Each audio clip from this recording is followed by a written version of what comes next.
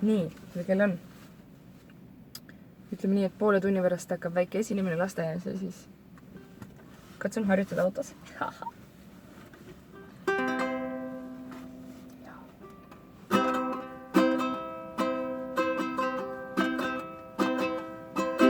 On lemmikloomaks paljudel kass või koer. Kuid mina tunnen ühte poissi, kel lemmik on päevakoer. Päevakoer, nii pehme ja soe päevakoer. Käime koos poes igal pool, on ta minuga koos. Päevakoer, nii pehme ja soe päevakoer. Käime koos poes igal pool, on ta minuga koos. Isa tahtis poisile korraks nalja teha.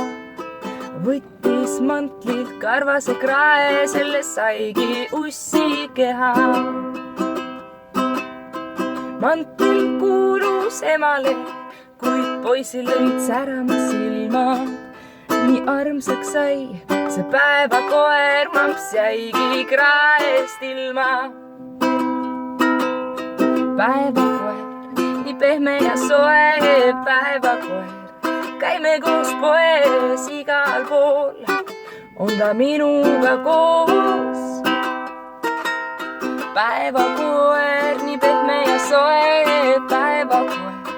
Käime koos poes igal pool, on ta minuga koos.